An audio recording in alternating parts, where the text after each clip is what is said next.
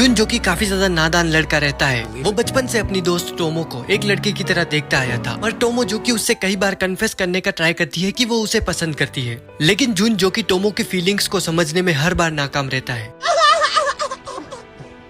Anime के start में Tomo अपना लव कन्फेस करती है अपने बेस्ट फ्रेंड से कि वो उससे प्यार करती है, पर जुन उससे हमेशा एक लड़की की तरह देखता आया है तो वो उसकी बात को एक बेस्ट फ्रेंड की तरह लेता है। टोमो सोचती है कि ये लड़का तो मुझे लड़की मानता ही नहीं है। नेक्स्ट डे स्कूल में टोमो अपनी बेस्ट फ्रेंड मिसुजू को बताती है कि उसने जुन को अपना लव कन्फेस किया था, लेकिन वो फेल हो गई। मिसुजू बोलती है कि वो इससे सरप्राइज नहीं है क्योंकि वो हमेशा बचपन में लड़कियों वाले गेम छोड़कर लड़कों वाले गेम खेलती थी। टोमो इस तरह नहीं रहना चाहती। मिसुजू इसे एडवाइस देती है सीधी बात करने को और बिल्कुल लड़कियों जैसे। इसके बाद टोमो जुन से बात करना चाहती है और वो अपनी वॉइस को थोड़ा सॉफ्ट करके उससे बात करती है। जुन बोलता है कि उसकी आवाज एक बुढ़े आदमी जैसी लग रही है। इससे टोमो को गुस्सा आ जाता है और वो कसकर एक पंच उसको मार देती है और अब वो दोनों लड़ने लग जाते हैं। अब जब टोमो अपने घर पर पहुंचती है, उसके मुंह पर उसके पिताजी चोट के निशान देख के बोलते हैं कि क्या वो फिर से जुन से हार गई है। टोमो उनको बोलती है कि वो एक लड़की है। अगले दिन जुन उससे माफी मांग रहा होता है। वो बोलता है कि वो ही उसकी बेस्ट फ्रेंड है और वो उसके बिना एक सेकंड भी नहीं रह सकता है और वो मान जाती है। अब लंच टाइम में मिसुजू जुन को फोर्स करती है उनके साथ लंच करने को। वो सोच रही थी कि जुन और टोमो हमेशा साथ रहते हैं, लेकिन वो कभी भी साथ में लंच नहीं करते। वैसा करने से टोमो नर्वस हो जाती है क्योंकि जुन ने उसके हाथ से खाना खाया था। अब उसका फेस पूरी तरह से लाल हो चुका था। अब जुन को लग रहा था कि सिचुएशन नॉर्मल है, लेकिन ऐसा सिर्फ उसे लग रहा था। उसका दोस्त ताना भी उससे पूछता है कि वो टोमो के साथ कब से है। जुन को लगता है कि वो कराटे क्लास में साथ होने के बारे में बोल रहा है। इधर मिसुजू ये सुन लेती है और वो उसकी मिसअंडरस्टैंडिंग दूर करती है। अब स्कूल खत्म होने के बाद जुन टोमो का वेट कर रहा था और मिसुजू भी वहाँ पर आती है। अब टोमो अकेली ही थी जो छाता लेकर आई थी। मिसुजू जुन से पूछती है कि वो किसी क्लब में क्यों नहीं है। वो बताता है कि वो किसी भी ऐसे क्लब को ज्वाइन करने में इंटरेस्टेड नहीं है जिसमें लड़के लड़कियों को अलग बांटा जाता हो। इससे वो टोमो से अलग हो जाएगा और वो पहले से ही टोमो के डैड के कराटे डोजो में है। मिसुजू बोलती है कि क्या होगा जब टोमो का कोई बॉयफ्रेंड होगा। अब इससे जुन गुस्सा हो जाता है और वो उसे बारिश में धक्का दे देता है। अब टोमो आती है और जुन उसको अपने साथ अम्ब्रेला शेयर करने को बोलता है। इससे टोमो का मुंह लाल हो जाता है और वो मिसुजू को अपने साथ आने को बोलती है, पर वो उसे जुन के साथ जाने को फोर्स करती है। अब वो दोनों अम्ब्रेला में चल रहे होते हैं। टोमो जुन से दूर होकर चल रही थी। अब शायद वो अच्छा स्मेल नहीं कर रही थी इसीलिए, और अब जुन उसके पास आकर उसको सूंघ के बताता है कि वो अच्छा स्मेल कर रही है। वो बहुत एम्बैरेस्ड हो जाती है और बिना परवाह किए कि वो भीग रही है वो वहाँ से भागती है। अब जुन उसका पीछा करता है। अब उसके कपड़े पूरी तरह से गीले हो चुके थे और उसके शरीर से चिपक रहे थे। अब पहली बार जुन उसके इतने बड़े नोटिस करता है और वो घबरा कर वहाँ से भाग जाता है। Next day Tomo high school के कराटे क्लब में होती है। अब वो बहुत स्ट्रॉन्ग और निडर थी तो उसे लड़कों के कराटे क्लब में ट्रांसफर कर दिया जाता है। अब टीम का कैप्टन मिसाकी उससे बहुत ही ज्यादा इंप्रेस हो जाता है और वो बहुत ही खुश था क्योंकि क्लास में अकेली लड़की होके वो इतना अच्छा कर रही है। अब उसके टोमो से इतना अच्छे से बात करने की वजह से ये दोनों लड़कियां उससे जेलस हो रही थी क्योंकि ये उसे पसंद करती है। अब ये टोमो को चैलेंज कर देती है। अगले दिन मिसुजू जुन के मजे लेने के लिए उसको बताती है कि टोमो का एक नया दोस्त बन गया है। जब वो टोमो से मिलता है तो वो उसके न्यू फ्रेंड को लेके पूछता है। वो उसको उसके कराटे क्लब का फोटो दिखा के बताती है जिसमें वो था। अब वो बहुत हैंडसम होता है तो जुन को लगता है कि वो एक लड़की है, तो वो और कुछ ज्यादा नहीं पूछता। अब वो टोमो को बोलता है कि अगर मिसुजू का कोई बॉयफ्रेंड हो और वो उसके साथ समय बिताए तो वो कैसा फील करेगी। अब टोमो बताती है कि वो थोड़ा अकेलापन महसूस करेगी और जुन भी इस बात से अग्री करता है। इसके बाद टोमो मिसुजू को बताती है कि दो लड़कियां उससे लड़ना चाहती है, पर अब टोमो के अच्छे से समझाने के बाद मिसुजू उसे बताती है कि वो दोनों तुमसे बातों से लड़ना चाहती है लड़कियों की तरह। अब शाम को टोमो उन लड़कियों से मिलती है और अब वो टोमो से डर रही थी क्योंकि वो बहुत ही गुस्से में दिख रही थी। वो जल्दी उसे बताती है कि वो यहाँ पर मिसाकी को लेके बात करने आई है। इससे वहाँ का एटमोस्फियर चेंज हो जाता है और टोमो खुश हो जाती है क्योंकि कोई उससे ऐसी चीज को लेके हेल्प मांगने आया है। अब एक दिन टोमो बस में होती है। अब एक बुढ़ा आदमी टोमो के पीछे हाथ लगा रहा था। जुन ये नोटिस कर लेता है, जाके उसको पकड़ता है और उसको पुलिस के हवाले कर देता है। अब वो घर जाने के रास्ते में होते हैं और टोमो अभी भी ऑकवर्ड फील कर रही होती है। जुन उसे बोलता है कि उसे ऐसे कपड़े नहीं पहनने चाहिए। अब इससे उसे गुस्सा आ जाता है और वो उसको एक पंच मार देती है। नेक्स्ट डे टोमो मिसुजू को बताती है कि क्या हुआ था। वो उसकी दोस्त होने की वजह से उसके लिए चिंतित थी तो वो उसकी पूरी बॉडी चेक करती है। टोमो उसको बताती है कि जुन ने उसे बचा लिया था। देन मिसुजू उससे पूछती है कि वो स्कूल स्कर्ट के अंदर शॉर्ट्स क्यों पहनती है। टोमो बताती है कि वो इसमें बहुत ही इजी मूव कर सकती है। वो टोमो को बताती है कि उसे बिना शॉर्ट्स के स्कर्ट पहननी चाहिए जैसे सारी लड़कियां पहनती है। टोमो सोचती है कि उसकी दोस्त तो एक अश्लील इंसान है, पर मिसुजू बताती है कि सारी लड़कियां स्कर्ट के अंदर सिर्फ अंडरवेयर पहनती है। ये एक्सपेरिमेंट टोमो को हेल्प करता है जुन का रिएक्शन देखने में। जैसा मिसुजू ने सोचा था, जुन टोमो के लॉन्ग लेग्स को बिना शॉर्ट्स के छोटी स्कर्ट में देख के अपने आप को देखने से रोक नहीं पा रहा था। वो बस में लोगों को उसकी टांगे देखने से रोकता चुका है। टोमो को पीछे छोड़ के उसके आगे चल रहा था तो टोमो उसको रोक के उसके पास आती है। अचानक हवा चलने की वजह से उसकी स्कर्ट ऊपर हो जाती है और जुन उसकी अंडरवेयर देख के नीचे गिर जाता है। जब वो उठता है तो वो बोलता है कि वो कोई नहीं होता उसे बोलने वाला, लेकिन वो उसे ऐसे कपड़े पहनने से मना करता है। अगले दिन मिसुजू जुन का मजाक उड़ा रही थी क्योंकि टोमो ने उसे बताया है कि क्या हुआ था उन दोनों के बीच। वो उसे बताती है कि टोमो को इससे रिकवर होने में टाइम लगेगा। इससे जुन अपसेट हो जाता है। वो उसके माथे पर एक मारता है, इससे वो उसे अकेला छोड़ देती है। इसके बाद टोमो मिसुजू बात करते हैं कैरल के बारे में जिसे लड़कों ने घेरा हुआ था। कैरल स्कूल में सबसे फेमस लड़की है, वो क्यूट है और उसके ब्लॉन्ड हेयर है और थोड़ी भोली भी है और वो इंग्लैंड में रह चुकी है। इसके बाद टोमो मिसाकी और उसके साथ कैरल से मिलती है। वो टोमो को बताती है कि उन दोनों की एंगेजमेंट हो गई है। उसको लग रहा था कि टोमो एक लड़का है। अब मिसाकी उससे माफी मंगवाता है। वो कैरल को बताता है कि टोमो एक लड़की है। अब इससे कंफ्यूज कैरल अपसेट हो जाती है और वो टोमो को कुछ ऐसे उंगली करती है। और अब इसके बाद जब भी कैरल टोमो को देखती है वो उसके पास जाकर उसको पागल बोल रही थी। टोमो मिसुजू को इसके बारे में बताती है तो वो उसको बताती है कि कैरल उसके और मिसाकी के दोस्त होने की वजह से उससे जेलस है, पर वो उसको ये बताना नहीं चाहती। नेक्स्ट डे कैरल मिसुजू के पास जाके उसको बताती है कि वो टोमो को हराना चाहती है तो वो उसकी मदद करे। मिसुजू चाहती है जुन और टोमो को एक साथ करना तो वो कैरल को बताती है कि उसे क्या करना है। मिसुजू के प्लान के मुताबिक कैरल जाके जुन से उसको ट्रेन करने को बोलेगी ताकि वो एक लड़की को हरा सके। अब वो मान जाता है और फिर उसे समझ आता है कि वो किसी से भी लड़ने के लायक नहीं है क्योंकि उसके पास बिल्कुल भी स्ट्रेंथ नहीं है और वो इन चीजों में बिल्कुल भी अच्छी नहीं है। टोमो को पता चलता है कि कैरल जुन से ट्रेनिंग ले रही है। अब वो भागकर इसका पता लगाने जाती है। वो उसको पूछती है कि वो कैरल के साथ क्या कर रहा है। कैरल को याद आता है कि मिसुजू ने उसे बोला था जब टोमो को पता चलेगा कि वो उसे ट्रेन कर रहा है तो कैरल समझ जाएगी कि टोमो मिसाकी और उसके रिलेशनशिप के लिए खतरा नहीं है और मिसुजू सही थी। कैरल देखती है जुन और टोमो को एक साथ और उसे पता चलता है कि वो उसे पसंद करती है। वो टोमो को बताती है कि अब वो और उसकी दुश्मन नहीं है। नेक्स्ट डे वो टोमो से दोस्ती करने के लिए पूछती है पर वो डर रही थी क्योंकि लड़कियां हमेशा उसे दोस्ती करने से मना कर देती है। पर टोमो उसकी दोस्त बन जाती है। इससे वो बहुत खुश होती है और वो मिसुजू से भी पूछती है। टोमो जुन को बताती है कि कैरल और उसकी दोस्ती हो गई है और वो उससे पूछती है कि क्या वो उसमें इंटरेस्टेड है। जुन बोलता है कि वो उसके टाइप की नहीं है और वो उसको गलती से बता देता है कि उसने पहले मिसुजू को डेट किया था। इससे टोमो स्पीचलेस हो जाती है और वो मिसुजू को स्कूल की छत पे ले जाके पूछती है जुन के साथ रिलेशनशिप के बारे में। मिसुजू बताती है कि उसने मिडिल स्कूल के सेकंड ईयर में सिर्फ 3 दिन के लिए उसे डेट किया था। अब इससे टोमो सरप्राइज हो जाती है पर वो उसकी जिंदगी पे एक काला धब्बा था क्योंकि जिस दिन उसने उससे पूछा था उसके अगले ही दिन वो उसको बाईसाइकिलिंग करने ले गया 40 किलोमीटर तक और अगले दिन भी कुछ ऐसा ही चला।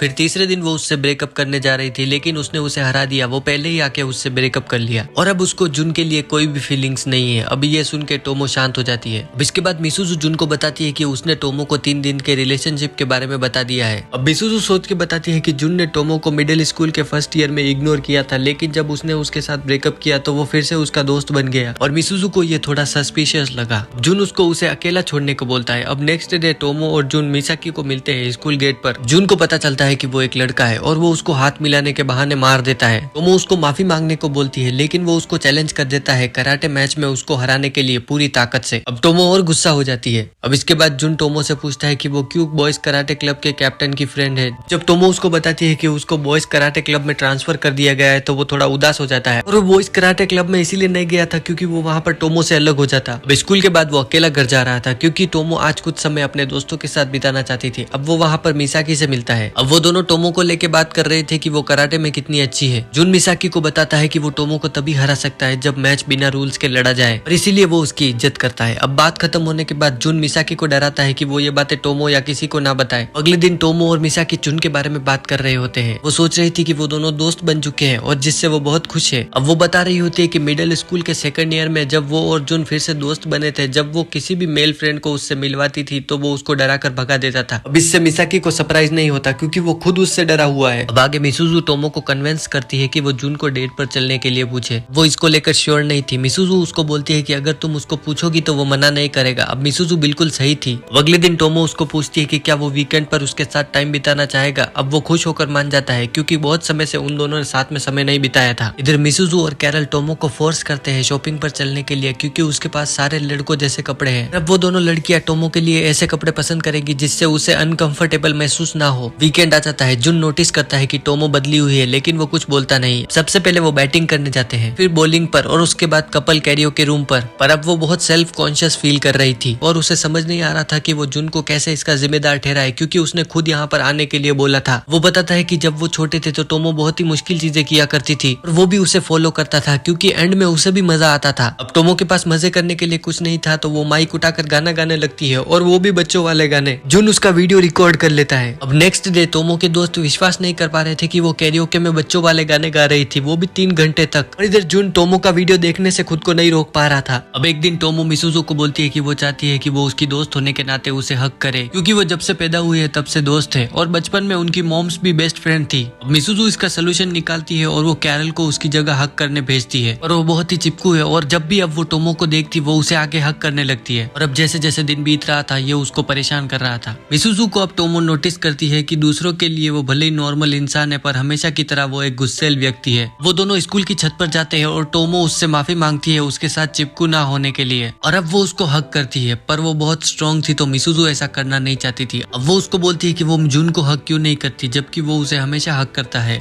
अब टोमो सोचती है कि उसने ये कभी नोटिस नहीं किया। अब स्कूल के बाद टोमो जाके जुन को पीछे से हक करती है पर वो शॉक हो जाता है और वो उसे समझाता है कि वो ऐसा नहीं कर सकती। टोमो उसको बोलती है कि वो हमेशा ये करता है पर वो चाहता है कि मैं ये ना करूं। और अब टोमो उसको गुस्सा होकर एक पंच मार देती है। अब अगले दिन जुन उसको उठाता है। अब उसको विश्वास नहीं हो रहा था कि वो उसके रूम में है। वो उस पर चिल्लाना चालू कर देती है। जुन उसको बताता है कि उसके डैड ने उसे उठाने के लिए भेजा है। अब इस शोर से टोमो की मोम आके में उठ जाती है और वो भी टोमो के जैसी ही है, गुस्सैल। वो ब्रेकफास्ट करते हैं जो टोमो ने बनाया था। जुन पूछता है कि उसके डैड कहाँ हैं। टोमो की मोम आके में बताती है कि वो हमेशा डोजो में ही रहते हैं क्योंकि वो अभी भी टोमो की मोम से शर्माते हैं जबकि उनकी शादी को कई साल हो चुके हैं। अब वो उनको बताने के लिए डोजो में जाती है। अब जैसे ही टोमो की मोम टोमो के डैड को छूती है वो घबरा कर बेहोश हो जाते हैं। इसके बाद टोमो जुन को बता रही होती है कि उसके डैड हमेशा ऐसा ही करते हैं उसकी मोम के सामने और उसको लगता है कि उसके डैड एक डरपोक है। अब जुन सीरियस हो जाता है और वो बोलता है कि क्या ये गलत है कि कोई लड़का ऐसा बिहेव करे किसी लड़की के लिए। स्कूल में कैरल टोमो और जुन को साथ में खाना खाने के लिए बोलती है क्योंकि उसे मिसुजू से कुछ लव एडवाइस लेनी है। जुन को इसमें कोई प्रॉब्लम नहीं थी क्योंकि उसको टोमो के साथ अकेले समय बिताने को मिल रहा है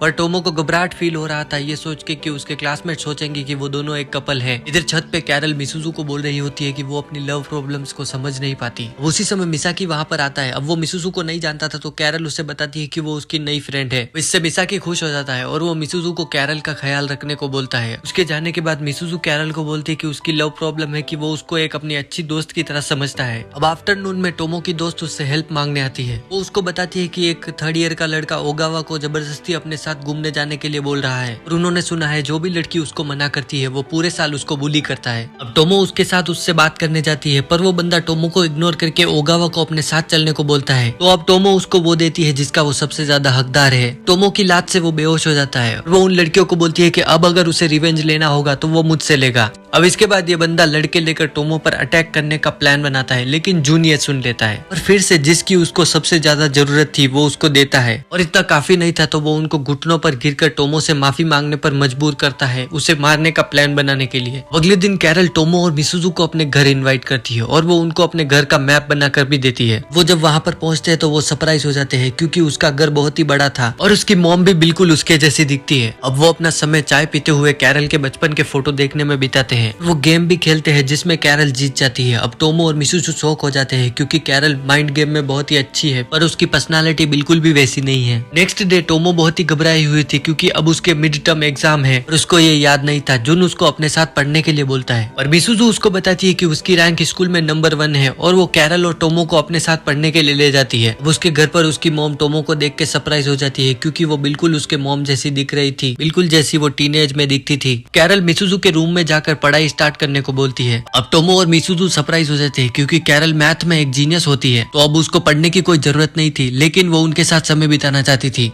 थोड़े दिन बाद टोमो और जुन ने एग्जाम में अच्छा किया होता है पर सरप्राइज की बात यह है कि मिसुजू सेकंड आई होती है और कैरल फर्स्ट। इसके बाद जुन टोमो को बताता है कि उसने एक न्यू वीडियो गेम लिया है। वो जब बच्चे थे तो वो पूरी रात गेम खेला करते थे तो वो उसको इनवाइट करता है अपने घर रात भर गेम खेलने के लिए। अब वो उसको हाँ कर देती है लेकिन थोड़ी देर बाद उसको समझ आता है कि उसने उसके साथ रात में समय बिताने के लिए हाँ बोल दिया है और इस वजह से वो पूरे दिन शर्मा रही थी। शाम को वो अपनी मॉम को बताती है कि वो जुन के घर पर रात को रुकने वाली है। उसकी मॉम बोलती है कि तो अब उनको अपने ग्रैंड चिल्ड्रंस का नाम सोचना शुरू करना होगा। तो वो उनको समझाती है कि वो वहाँ पर सिर्फ गेम खेलने जा रही है। इसके बाद वो जब जुन के घर पर पहुंचती है वो उसको बताता है कि आज उसके पेरेंट्स घर पर नहीं है। अब वो नर्वस हो जाती है पर उसे पता नहीं कि क्यों।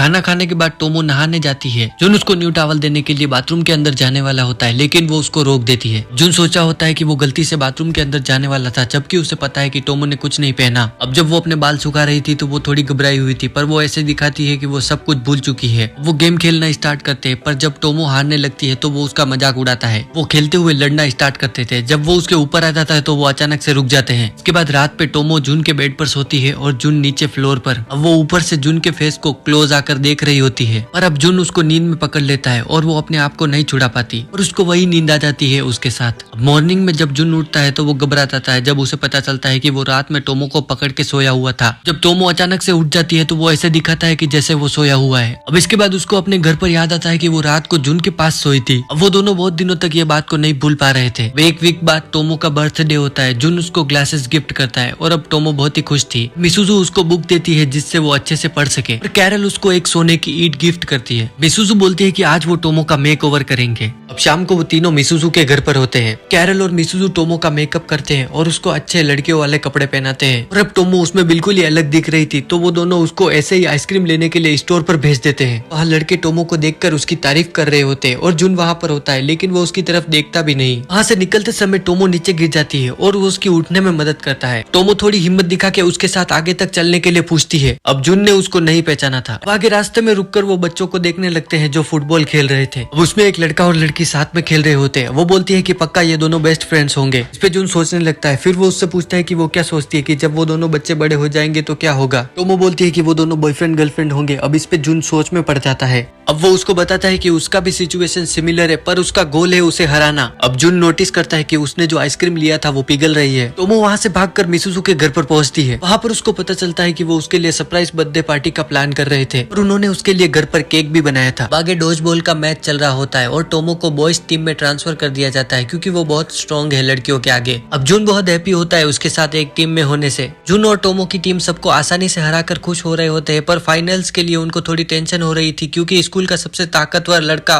ताकेरू, जिससे उनको लड़ना था, और वो जूडो टीम का कैप्टन है। मैच स्टार्ट होने से पहले ताकेरू टोमो को बोलता है कि वो एक छोटी सी परी जैसी है और वो उसकी स्ट्रेंथ को मैच नहीं कर सकती। इस पे टोमो हंसने लगती है और अब ताकेरू जुन को बोलता है कि वो उसके साथ मैच खेलने के लिए इंटरेस्टेड है और अगर वो उसकी टीम को हरा देता है तो जुन को जूडो क्लास ज्वाइन करना होगा। मैच स्टार्ट होता है। ताकेरू बॉल को बहुत फोर्स से मारता है जिसकी वजह से सामने वाला बंदा बेहोश हो जा रहा था। वो टोमो को बॉल से हिट करने वाला था, लेकिन जुन उसको अपने ऊपर ले लेता है और वो नीचे गिर जाता है। अब इसकी वजह से टोमो गुस्से में आ जाती है और वो अकेले ही पूरे मैच को जिता देती है। इसी के साथ पूरा गेम खत्म हो जाता है। इसके बाद टोमो बोल रही होती है कि उसकी इच्छा है कि उसके और जुन के बीच चीजें कभी ना बदले क्योंकि उसे जुन के साथ सेम टीम में खेलने में मजा आता है। इधर दूसरी तरफ ताकेरू जुन को चैलेंज करता है उसके साथ फाइट करने के लिए। अब वो जितनी बार भी लड़ते हैं जुन उसे हरा देता है, पर वो बिना रूल के लड़े थे तो जुन उसे एक विक्ट्री नहीं मानता क्योंकि वो सोचता है कि वो टोमो को एक रियल मैच में नहीं हरा सकता और वो उसके जैसा बनना चाहता है। उनके समर ब्रेक स्टार्ट हो जाते हैं। जुन रनिंग के लिए जा रहा होता है। उसको याद आता है कि जब वो टोक्यो से यहाँ पर शिफ्ट हुआ था तब वो पहली बार टोमो से मिला था और वो उसके साथ वीडियो गेम खेलने आई थी, लेकिन वो बहुत स्ट्रॉन्ग थी तो वो उसका वीडियो गेम तोड़ देती है और वो गुस्से में आकर उसको एक मार देता है, पर उससे उसे कुछ नहीं होता। फिर वो दुखी हो जाती है। उसे लगता है कि उसने उसका गेम तोड़ के अच्छा नहीं किया, तो उसके बदले वो उसे अपना बेस्ट फ्रेंड बना लेती है और वो मान जाता है। अब जैसे जैसे समय बीतता है टोमो उसे मिसुजू से भी मिलवाती है और वो उस टाइम भी थोड़ी गुस्सैल व्यक्ति थी, तो वो दोनों लड़ते रहते थे कि कौन टोमो का बेस्ट फ्रेंड होगा। अब एक दिन कुछ लड़के जुन को मारकर उसका वीडियो गेम ले लेते हैं और वो इसके बारे में टोमो को नहीं बताता, लेकिन उसको पता चल जाता है। वो अकेली जाकर उसका वीडियो गेम लाके उसे वापस दे देती है, पर जुन उसे बोलता है कि उसे ऐसा करने की जरूरत नहीं थी। अब वो डिसाइड करता है वीडियो गेम उसको देने का और वो उसको बोलता है कि जब वो उससे ज्यादा ताकतवर हो जाएगा तो वो उसे ये वीडियो गेम वापस कर सकती है। और अगले दिन वो टोमो के डैड का कराटे क्लास ज्वाइन करता है और अब उसके प्रॉमिस को 10 साल हो चुके हैं और अभी भी वो सोचता है कि वो टोमो से स्ट्रॉन्ग नहीं हुआ है, पर वो ऐसा नहीं सोचती। अब नेक्स्ट डे वो चारों बीच पर जाने का डिसाइड करते हैं। अब मिसुजू का प्लान था कि जुन टोमो को स्विमिंग सूट में देखे क्योंकि उसने कभी उसे बिना शर्ट के नहीं देखा। वो सही थी। जुन टोमो को मनाता है जैकेट उतार कर पानी में जाने के लिए। अब वो ऐसा करती है तो वो सरप्राइज हो जाता है उसके बड़े बड़े देख के और इसके बाद जितना हो सके वो उसको अवॉइड करता है क्योंकि जितनी बार भी वो उसे नहीं देखने की कोशिश करता है वो अपने आप को रोक नहीं पाता उसे देखने से। मिसुजू को इसके बारे में पता चल जाता है। वो टोमो को बोलती है कि उसके लिए ये समय बहुत ही महत्वपूर्ण है तो उसे जुन को साइड नहीं करना चाहिए। टोमो घबराई हुई नहीं थी तो वो बीच पर अच्छा समय बिताते हैं और वो वैसा ही बिहेव करती है जैसा वो हमेशा करती है और इसकी वजह से जुन को उसके लिए फीलिंग आने लगती है। दिन खत्म होता है और वो घर जा रहे होते हैं। मिसुजू जुन को ये बोल के चिढ़ाती है कि क्या आज उसने बीच पर अच्छा समय नहीं बिताया और वो सोचता है कि उससे कुछ तो हुआ था। अब मिसुजू को पता चलता है कि फाइनली वो टोमो को एक लड़की जैसे देखने लगा है। अब समर ब्रेक खत्म होने को था। मिसुजू और कैरल टोमो को कन्विंस करते हैं जुन के साथ फायरवर्क देखने जाने के लिए, और टोमो इसके लिए जुन से पूछने जाती है तो वो अग्री